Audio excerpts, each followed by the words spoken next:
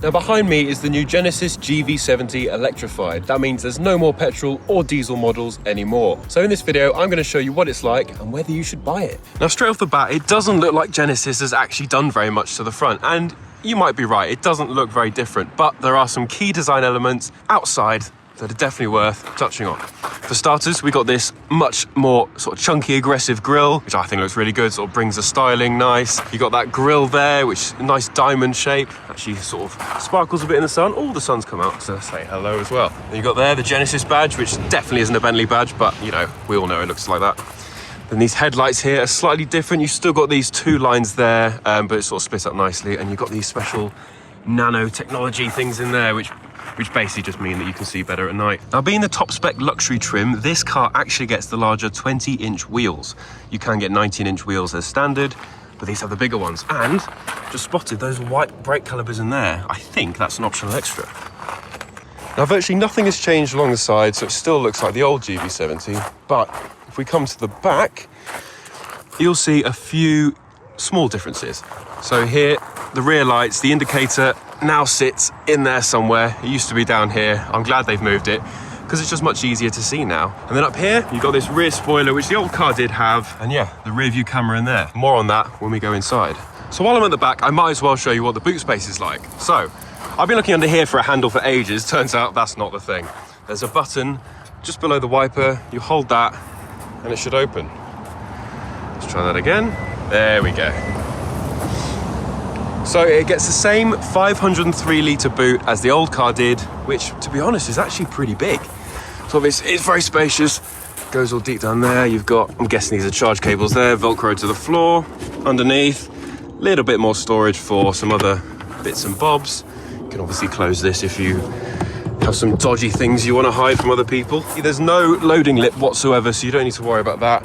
The seats fold in a 60-40 split, so get those down and you can load much longer items if you've been to IKEA or something. So while the outside is cool, the interior is where the bulk of the changes have happened. So if we hop in the cabin straight away, I mean, it's like a Bentley. I know I said it looked a bit like a Bentley on the outside, but I mean, this is lovely. So this new steering wheel here, slightly redesigned with the regen paddles on either side, but you can actually change gear yourself, kind of, using some clever electric torque nonsense. A bit like the Ioniq 5N, but you know, on a slightly less performance orientated car, though it has still got a lot of power, as can be denoted by this little boost button here. But yeah, physical buttons on the steering wheel, all looks really quite nice.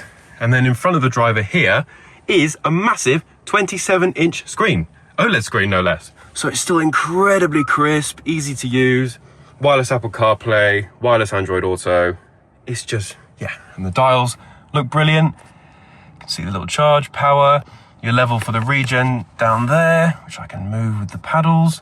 You've got your range, 89% battery as well, so it's all good in here. Now, if you come to the center bit, again, this is all redesigned. You still get this kind of oval shape that the old car had, and physical dials for the temperature, which is always nice to see. That is a screen, which is fine, and these are sort of haptic buttons, so you do sort of get a little bit of feedback when you press it. And then down here, there's also this little terrain button here, so you push it and you can do a bit of off-roady nonsense.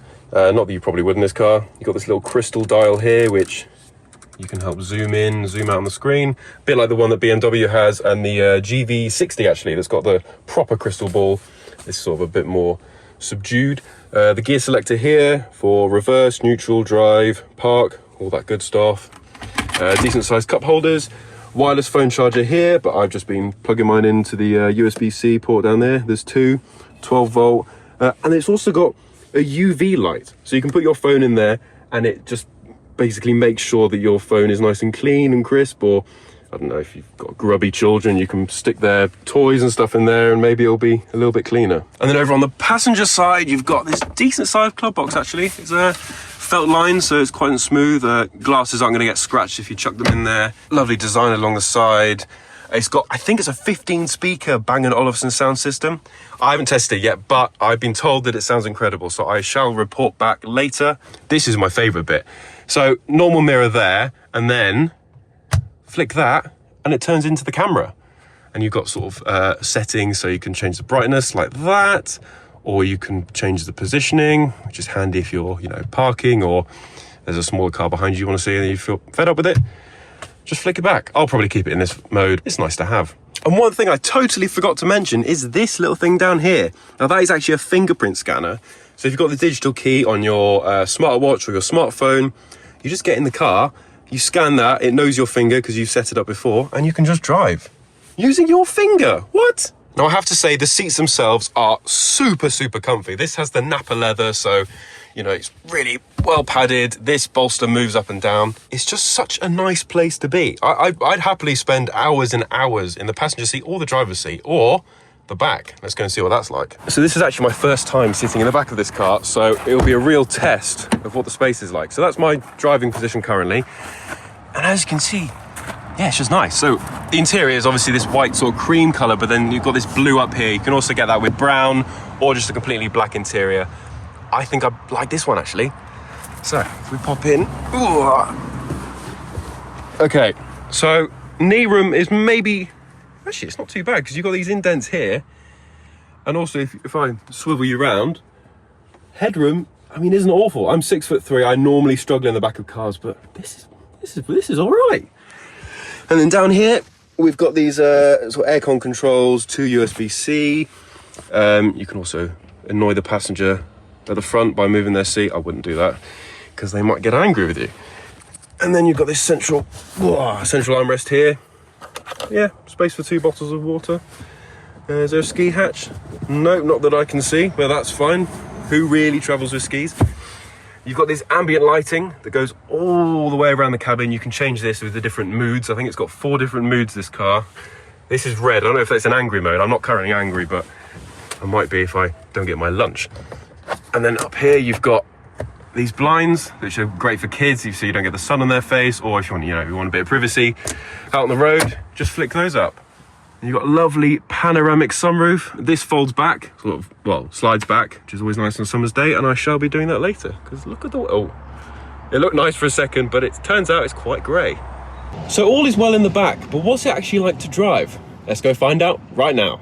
So I've been for a bit of a drive, and I've pulled over, interesting lay-by, but what's it like to drive? Well, I can say it's fantastic. I've been playing around with this feature I found in here.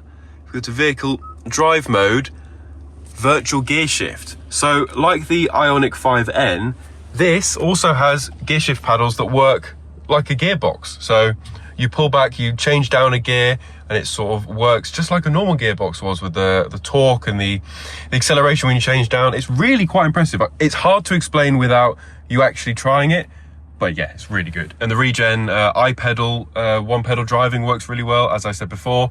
Same as what Hyundai gets, and I think it's one of the best systems out there. The seats are fantastic. These go in a little bit, so they're really soft, so you can just sort of lay your head back, eyes still on the road, of course, and it's just really comfortable. And the suspension soaks up the bumps really well. As I said earlier, it's got the camera up there that sort of reads the road ahead.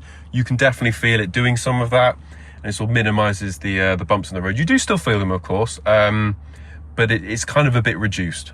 And one thing I probably should add about this sort of simulated gearbox is there's actually a noise. To me, it sounds a bit like a 6-cylinder engine. What do you think?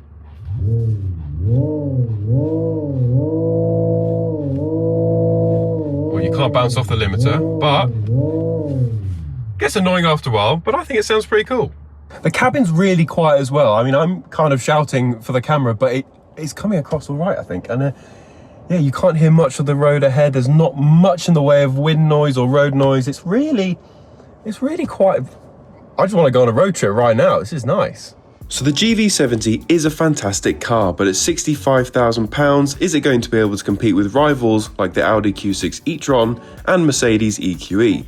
In terms of what you get and how it drives, it absolutely can. But I think the GV70's close pricing to more established rivals means it might still struggle to make its mark in Britain, which is a shame. Although maybe I'll be proved wrong. Certainly UK buyers have shown no hesitancy in spending 65 grand on its smaller and sportier cousin, the Hyundai Ioniq 5N. And if you want to find out about the Ioniq 5N and what it's like to drive, check out our full video review of that where Sam gave it a bit of a thrashing.